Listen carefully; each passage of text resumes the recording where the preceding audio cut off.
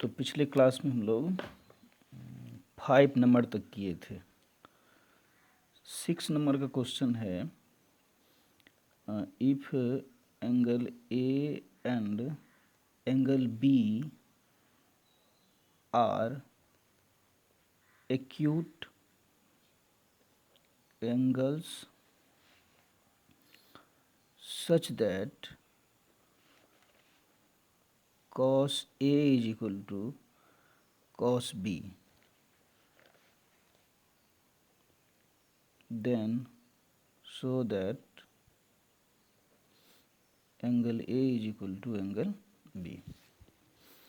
देखिए यहाँ इस क्वेश्चन में इसको हम दो तरह से बना सकते हैं। क्यों? यहाँ पे आप जानते हैं कि ट्रिगोनोमेट्री में जो है राइट एंगल ट्रायंगल का यूज होता है। अब यहाँ लिखा हुआ angle A and B are acute angles, और ये एक्यूट एंगल्स है तो एक ट्रायंगल का ही है या दो ट्रायंगल का है, ये क्लियर नहीं लिखा हुआ। तो हम इसको दोनों तरह से बना सकते हैं। तो पहले तो हम इसको एक ट्रायंगल में ही मान के चलेंगे। तो यहाँ पे बनाते हैं,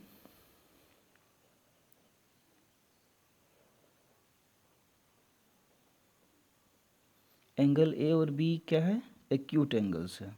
तो यहाँ पर हम ए मान लेते हैं और यहाँ पर बी मान लेते हैं, और ये वाला right triangle, right angle at, यहाँ हम इसको सी मान लेते हैं। तो इसमें क्या हुआ? Let A and B are acute angles of a right triangle ABC। Okay, now since आप देखिए ऊपर में, देखिए क्वेश्चंस में लिखा हुआ है ना, इस तरह से है कि cos A is equal to क्या है? cos B। तो since cos A is equal to क्या लिखा हुआ है? cos B। अब आप बताइए cos का फॉर्मूला क्या होता है? V/H। तो एंगल A के लिए बेस का काम कौन करेगा बताइए? तो एंगल A के सामने वाला तो परपेंडिकुलर हो जाएगा, तो बेस का काम कौन करेगा? AC। तो AC बाय हाइपोटेनस तो फिक्स है, ये AB होगा। अब cos B, एंगल B के लिए बेस का काम कौन करेगा? तो एंगल B के लिए बेस का काम, ये सामने वाला तो परपेंडिकुलर हो जाएगा, ये साइड, बेस का काम क्या करेगा? BC।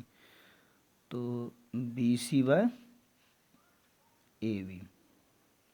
अब आप इसको क्रॉस मल्टीप्लिकेशन कर लीजिए, AC into AB is equal to AB into BC। तो यहाँ से AB goes with AB, AB cut गया, तो क्या बचा? AC is equal to BC। अब आप बताइए, एक ट्रायंगल में दो साइड इक्वल हो गया, AC और BC।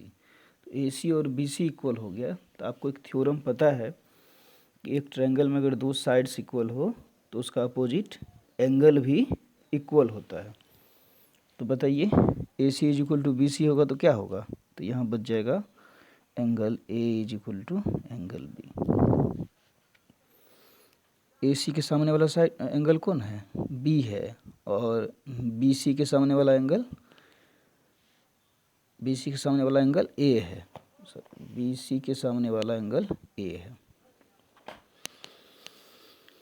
तो यहाँ पर कभी कभी ना इसमें कौन एंगल बराबर होगा ये प्रॉब्लम क्रिएट करेगा, तो आप मन ही मन देखेंगे दोनों में कॉमन क्या है वो हट जाएगा। जैसे C हट गया तो क्या बचा? A बराबर B। लेकिन एग्जाम्पल में